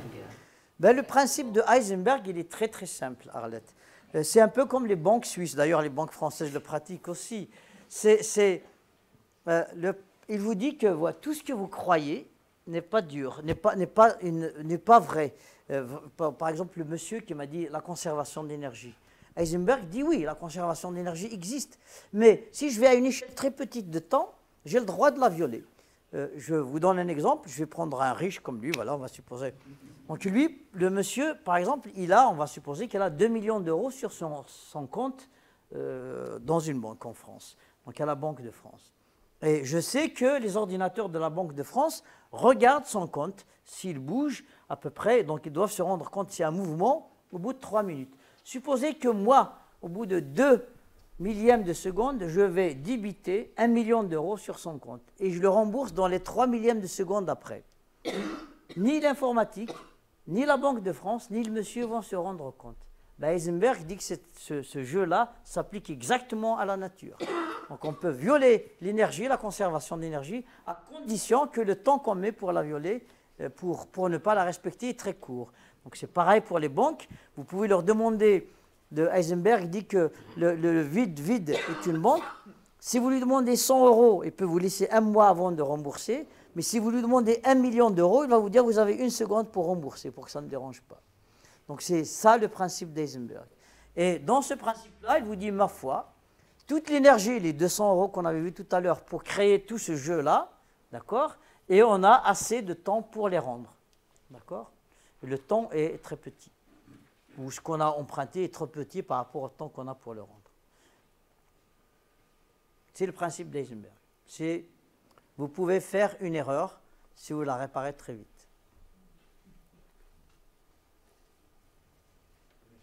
Oui. Oui, les 27 km m'interpellent. Est-ce qu'il n'y a pas des déformations de la croûte terrestre qui perturbent le cheminement des vaisseaux? Je pense aux marées lunaires, par exemple. Oui, en fait, c'est une très bonne question aussi, parce qu'en fait, pourquoi on est à 100 mètres en bas? Les 100 mètres, ce n'est pas uniquement pour confiner les radiations, c'est aussi pour... On a cherché, là-bas, on est entre le Jura et les Alpes, donc il fallait chercher une couche géologique facile à creuser, parce que c'est très rocheux là-bas. À 100 mètres, on a trouvé une couche un peu penchée. C'est vrai, l'accélérateur n'est pas plat, il est penché, mais ça ne dérange pas, puisque les particules sont légères. Une couche faite de molasse. C'est une espèce de sable mouillé, enfin de terre un peu crasseuse mouillée. C'est très facile à creuser là-dedans.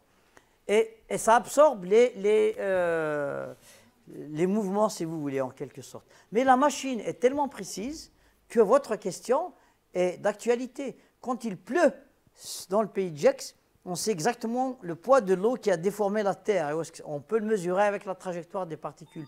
On peut savoir instantanément l'effet de marée. Elle est où la Lune? Certains étudiants se sont même amusés à calculer avec la trajectoire des faisceaux la configuration de toutes les planètes de notre système solaire. À très peu de choses près, ils vous disent, ben voilà, on est sur cette déformation, la croûte ici, elle est en train de se déformer de quelques nanomètres comme ça. Bien entendu, tous les trains de Genève, on voit quand est-ce qu'ils allument et qu'ils éteignent leur moteur électrique, par la simple impulsion qu'ils peuvent mettre vers le sol. Donc c'est des déformations qui existent et qu'on mesure et qu'on voit et qu'on tient compte de ça, pour répondre à votre question.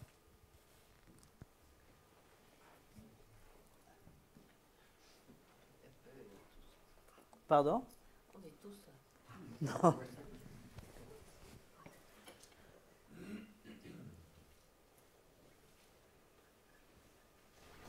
Moi, j'aurais bien un peu insisté sur cette histoire de hadrothérapie, Oui. parce que on est un peu touché par ça. Oui. Vous le C'est savez. toute la planète qui est de plus en plus touchée, parce que... Mais les médecins de Lyon ont dit, pas la peine d'aller en Allemagne pour la personne en question Oui. qui est en train de mourir. Mais c'est pas la peine, ça sert à rien. Il faut savoir qu'entre le monde médical et le monde physique, même vers l'extérieur, il y a beaucoup d'inertie. Je vais vous raconter une histoire, je me permets de raconter, c'est une histoire personnelle pour juste corroborer ce que dit Arlette. Arlette dit qu'il y a une personne qui est atteinte d'une tumeur cancéreuse que malheureusement les Lyonnais ne recommandent pas son envoi à Heidelberg en Allemagne pour lui dire, écoutez, qu'elle reste là, qu'elle va en Allemagne, on ne croit pas que cette nouvelle technique va la sauver. En fait, c'est ce qu'on appelle le raisonnement minimaliste. Donc on ne va pas faire, puisque de toute façon, si on envoie, ça a quand même une chance, à peu près la même chance de ne pas survivre. qui est à peu près vrai, mais c'est un raisonnement négativiste pour moi.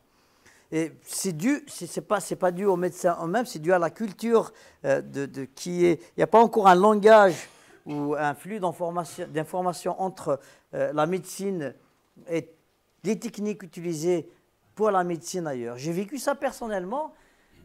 Quand je faisais ma thèse de doctorat, j'étais sujet à des ulcères. Et donc j'avais même des ulcères hémorragiques du duodénum, du fond de l'estomac. Et j'allais me faire traiter chez mon médecin, docteur Talon. Il me prenait toujours des pansements, Tagamet, ceci, des gels, des choses, et des régimes surtout. Il faut arrêter la bière. À l'époque, je buvais, d'ailleurs j'en bois toujours un peu, je buvais de la bière, et étant étudiant, c'est un sport national dans les universités françaises. Donc arrêter la bière, arrêter ceci, tout ce qui est bon, je pouvais l'arrêter. Au bout d'un mois de traitement, ça se réparait. Et voilà, 3 mois après, ça repart. Mais monsieur Boutmer, vous n'avez pas de chair, vous n'avez pas de viande déjà, vous êtes très stressé, c'est la nature stressante qui fait les ulcères. J'ai entendu parler qu'à Genève, à l'époque, qu'un Australien avait découvert qu'il y a une bactérie qui s'appelle l'hélicobacter, qui est à l'origine des ulcères, et que le traitement était disponible à Genève, qui était banal, en fait, c'est juste des antibiotiques, et qu'en France, on ne l'appliquait pas. J'ai été voir M. Talon, Hugues Talon, je lui ai dit, écoutez, à Genève, ils font ça dans les... Il me dit, vous croyez que notre ministère, s'il savait qu'on pouvait guérir les cancers, on n'aurait pas été à des séminaires pour voir ça et le faire? Ben, je n'ai pas écouté le docteur Talon, je me dis, ben voilà, c'est à Genève, c'est tout près. J'ai payé de ma poche, puisque, pareil, pour votre ami Silalia Heidelberg, il y aura quand même une facture à régler par sa poche. Je vous conseille d'y aller, vous avez plein de droits. Je suis désolé. Donc moi, j'ai été à Genève, on m'a fait un prélèvement par un tube qu'on m'a injecté, ils ont fait l'analyse, ils ont dit, ben voilà, vous avez cette bactérie qui est banale, qui se trouve partout dans la terre, on va vous faire un traitement, donc des antiacides pour calmer l'estomac, et un traitement antibiotique de chien, donc avec 2 antibiotiques d'affilée pendant 15 jours, il n'est jamais revenu mon ulcère. Et je bois toujours de la bière et c'est pas ça qui me fait revenir. Et je suis encore plus stressé qu'avant, puisqu'en plus maintenant, j'ai trois enfants qui sont dans 3 endroits différents de la planète. Donc j'ai toujours des raisons d'avoir des ulcères, mais je ne les ai pas. J'ai d'autres mots, mais pas celui-là.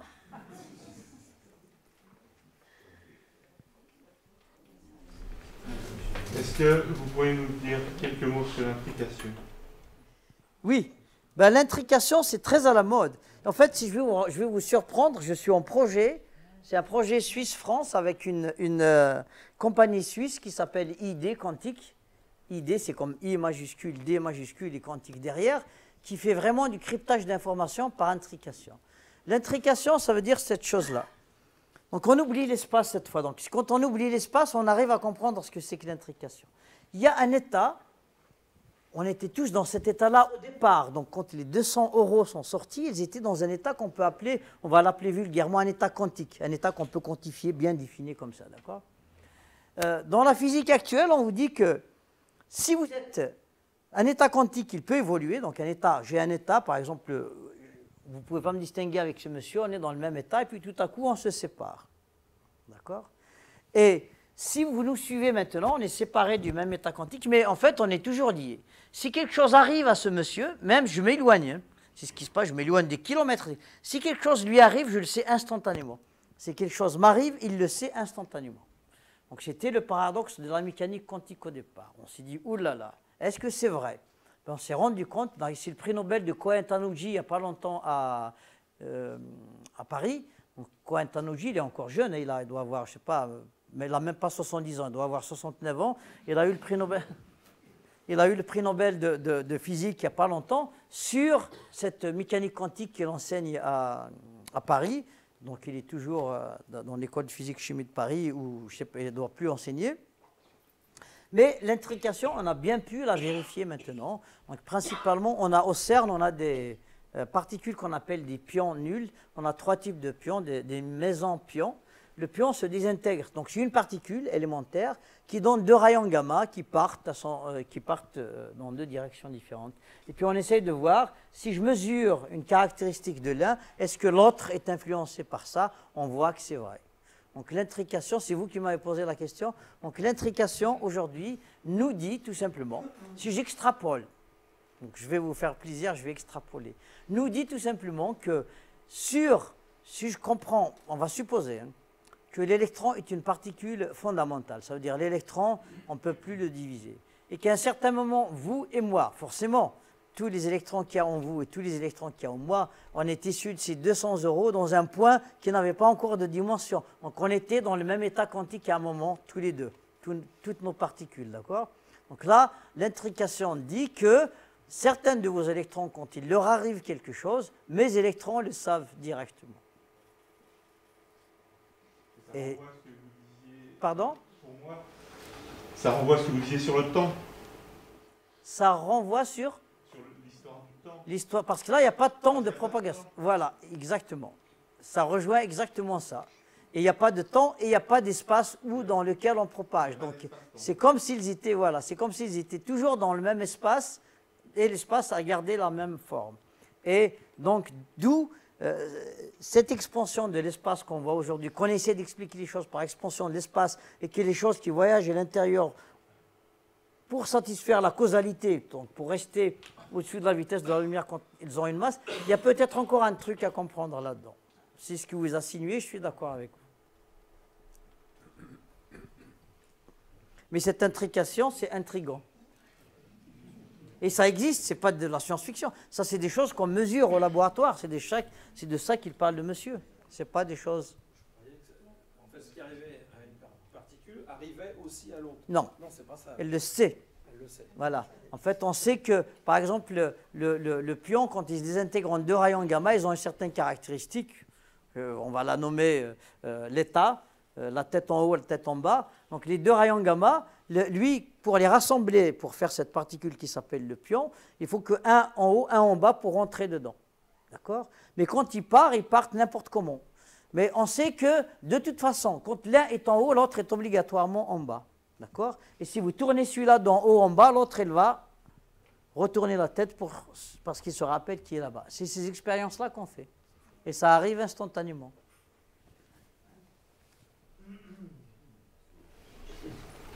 On peut parler d'entropie pour les deux, ils ont le même facteur d'entropie.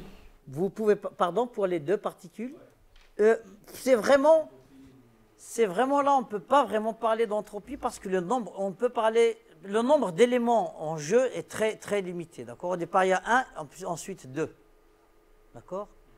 Et on ne peut pas parler d'entropie qui fait qu'augmenter. Là, l'état quantique est figé. C'est pour ça que l'information se propage instantanément. Ce qui est encore très, très intriguant, c'est qu'aux États-Unis, ils ont fait un objet, donc des atomes ensemble, les condensats de Bose. Je ne sais pas, vous pouvez lire ça sur Internet.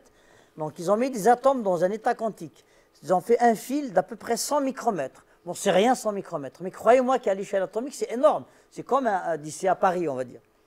Et tous ces atomes à la queue leu comme une chenille, les uns derrière les autres, sont dans le même état quantique. Et si vous touchez le premier, le dernier le sait instantanément. C'est les condensats de Bose qu'on fait actuellement. Et c'est de la mécanique quantique.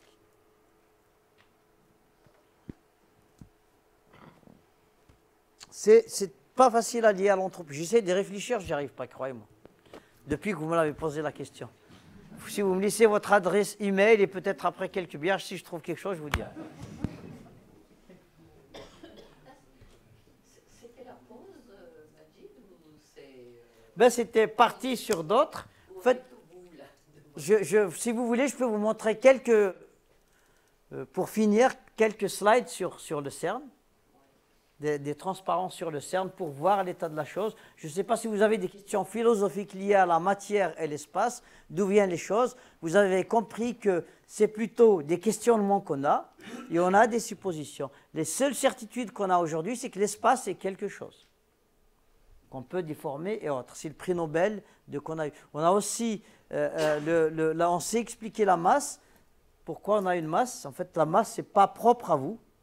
Ce que je vous disais tout à l'heure, c'est le vide. Vous rentrez dans le vide, la manière dont vous voyez le vide, qui est la masse. Votre masse à vous, d'accord? D'ailleurs, vous-même, vous ne vous rendez même pas compte que vous avez la masse. Il faut un autre observateur pour voir que vous avez acquis une masse. Donc, de la manière dans laquelle vous glissez à l'intérieur.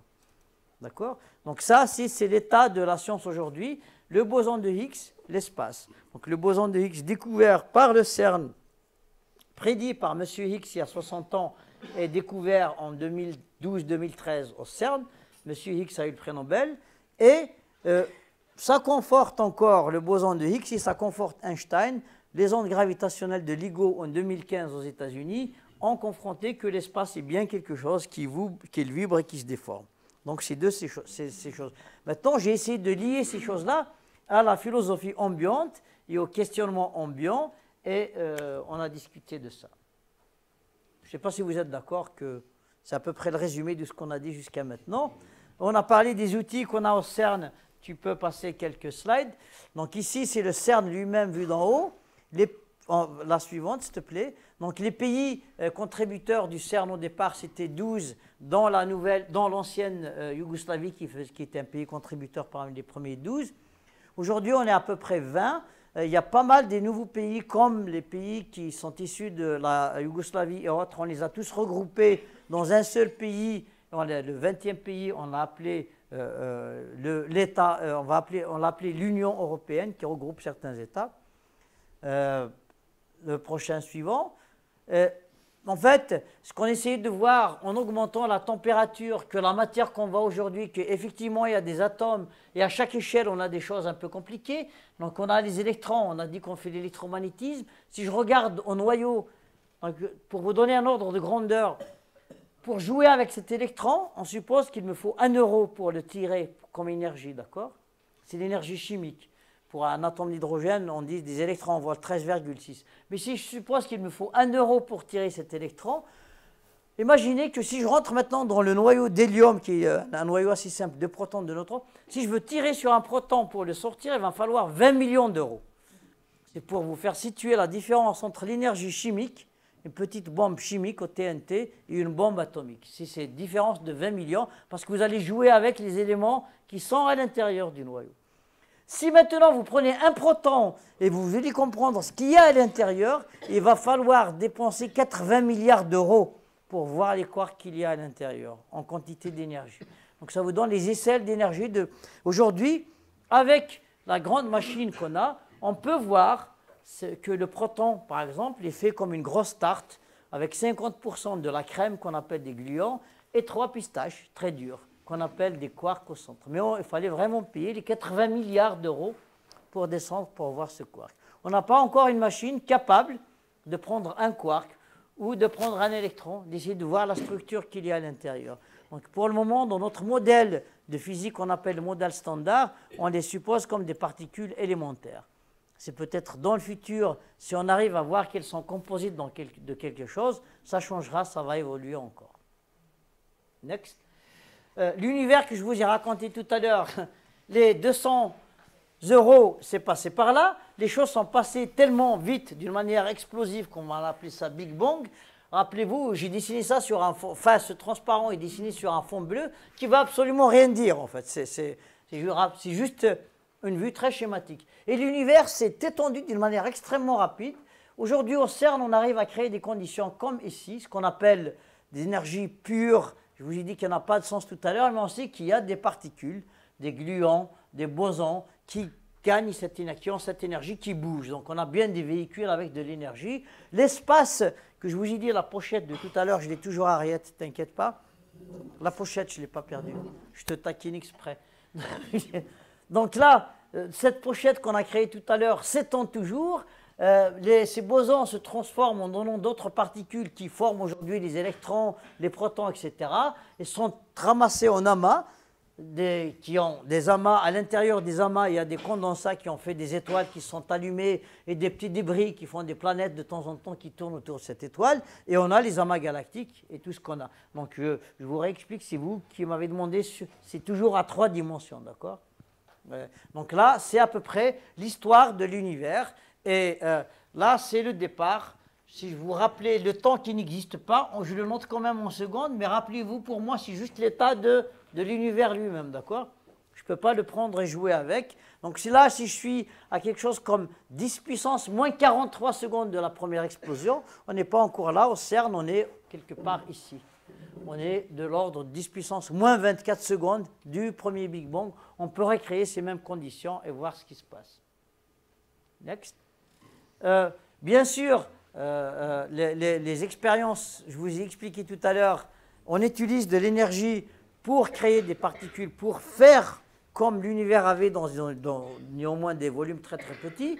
Donc on utilise de l'énergie et on recrée des particules comme il y avait au départ de l'univers et on sonde en fait la matière à une échelle extrêmement petite. Plus l'énergie est grande, plus on voit petit. En fait, cette expression, ce n'est pas uniquement du microscope.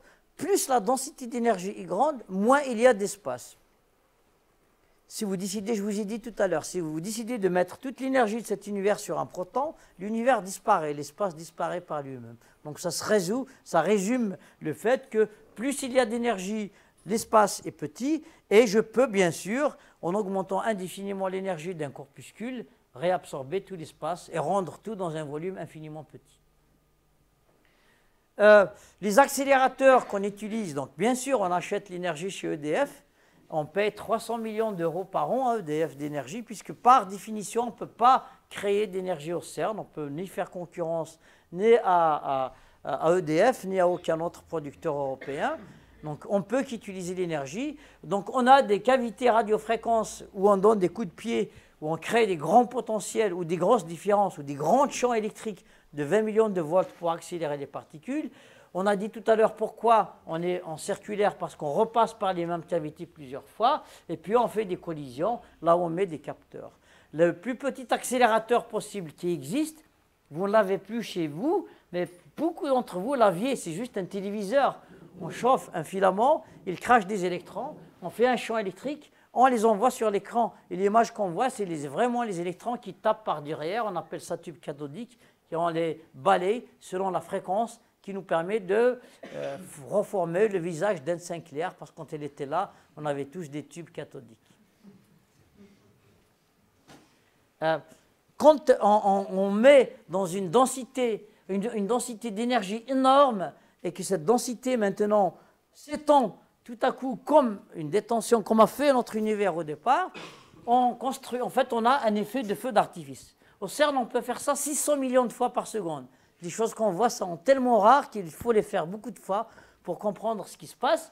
Bien sûr, la technologie fait en sorte qu'on doit faire des capteurs pour voir tout ce qu'il y a autour. C'est un peu comme c'est un jeu, on tire un feu d'artifice le 14 juillet et je demande à cette jolie, intelligente fille étudiante, mais prenez donc des images 3D des feux d'artifice, analysez tous les rayons et dites-moi de quelle technologie c'est. Est-ce que c'est vietnamien, chinois ou français ou ailleurs? Donc, vous êtes obligé de prendre chaque rayon, sa couleur, sa poussière qui est à l'intérieur, reconstituée. Vous me dites, ah, Majid, c'est un truc chinois. Donc, pareil ici. Avec tous les rayons qui sortent, on reconstruit exactement ce qui s'est passé. La petite bonbonne ici, la petite densité d'énergie, ce qu'il y avait, les particules qui se sont créées tout au départ, pour dire ça, c'est quelque chose qu'on connaît, ou ça, c'est quelque chose de nouveau. Bien sûr, 99,99999% des choses, c'est des choses qu'on connaît. C'est pour ça qu'on n'a pas encore découvert beaucoup de choses au LHC cette année. Le complexe du CERN que je vous ai dit tout à l'heure, on commence ici avec des bonbons d'hydrogène. On injecte premièrement une injection linéaire, on va au proton, au synchrotron à proton. On peut injecter des protons tout simples, comme on peut injecter des ions lourds, comme de l'or, du plomb. On va les dénuder, parce qu'il y a des gens qui essayent, même sur le grand collisionneur, au lieu de travailler avec des particules proton-proton, on fait carrément du plomb contre du plomb, parce qu'il y a encore des gens qui sont des physiciens qui sont un peu comme des enfants, nous sommes tous des enfants, qui vous disent, voilà, à un certain moment, il y a une très grande densité d'énergie, et cette grande densité d'énergie s'est matérialisée en particules. Donc, il y a bien un moment où j'ai une soupe, c'est comme si vous me donniez des bonbons qui sont durs et vous me dites que c'est votre ami qui les a fait pour vous et votre ami a des ingrédients. J'imagine qu'à un certain moment, votre ami, avant de passer aux bonbons, avait fait une soupe et puis elle a fait des gouttes de cette soupe qu'ils ont refroidi pour faire des bonbons. Donc on essaie de faire cette soupe qui s'appelle la soupe, le plasma de quark et de gluon. Avant la formation des protons, on veut savoir si ça existe. C'est pour ça qu'il y a des physiciens qui font ces expériences sur un site qui s'appelle Alice. Je crois qu'il y a une question par là. Oui? Quand vous dites plomb contre plomb, vous parlez des noyaux de plomb? Noyaux de plomb. À ces vitesses-là, le pauvre électron ne peut plus s'accrocher à son atome mère. il lui faut quelques électronvolts pour s'arracher. Vous mettez un noyau de plomb à 1 téraélectronvolt, ça fait une belle lurette que les électrons sont derrière. Il faut au moins arracher un seul électron pour être sensible au champ électrique. Sinon, l'atome de plomb n'est pas sensible du tout. Vous arrachez un champ électron, vous avez une charge, vous le mettez dans un grand champ électrique, les électrons, vous les dégagez. Ouais. Là, c'est le capteur. Ça, c'est le capteur sur lequel je travaille qui s'appelle CMS. En fait, c'est comme une caméra que vous avez, une caméra CCD. La caméra CCD que vous avez sur le smartphone ne voit que la lumière visible.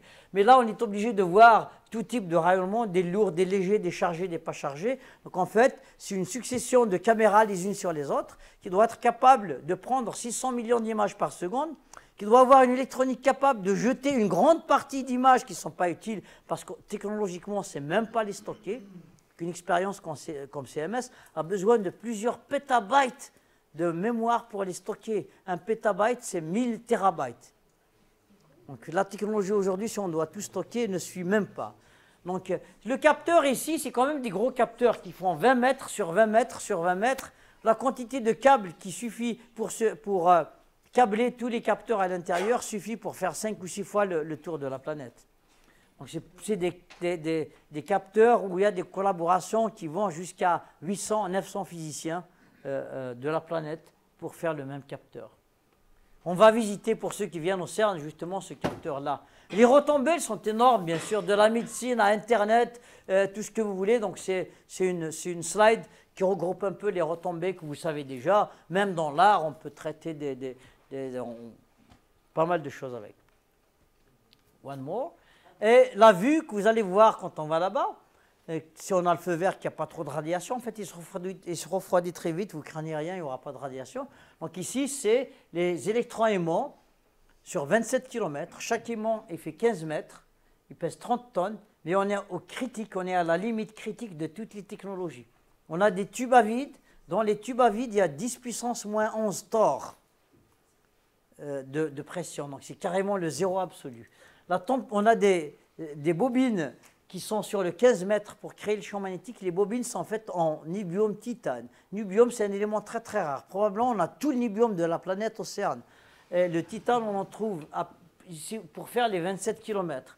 Les bobines, pour qu'ils refroidissent, qu'ils deviennent supraconductrices, on les refroidit à 2 Kelvin, à moins 271 degrés Celsius. On utilise tout l'hélium de la planète. On est les plus grands acheteurs. Heureusement qu'on n'a pas encore de concurrence, à part quelques hôpitaux qui font encore de l'IRM, mais pas en grande quantité. Donc là, c'est pratiquement, l'hélium est un gaz noble, il n'est produit que par le cœur de la planète. Avant, quand il y avait la guerre froide, avec les petits missiles, les soviétiques et les américains ont fabriqué quand même de l'hélium. Là, aujourd'hui, il n'y a que la radioactivité qui est restée au cœur de la planète, qui n'est pas encore tout à fait froide. Elle fait remonter de l'hélium et il monte. Quand il arrive ici, il ne reste même pas dans l'atmosphère. Elle va dans l'ionosphère et on ne peut pas le récupérer. Donc, si je récupère l'air ambiant, je ne trouverai pas d'hélium dedans. Il y a par hasard certaines cavités des pays producteurs de gaz naturel. L'hélium se fait attraper aussi là-dedans. Donc l'hélium, c'est un sous-produit de l'exploitation du gaz naturel au Canada ou en Russie. Et encore en Algérie, ils ont trouvé des grands gisements d'hélium. Certaines compagnies ont trouvé des grands gisements d'hélium qui sont exploités aussi. Et dont l'hélium vient pratiquement tout au CERN. La prochaine. Donc là, je vous ai parlé, bien sûr, le champ magnétique de cette Tesla. Donc là, tout est critique dans ces aimants. Et voilà, j'arrête là.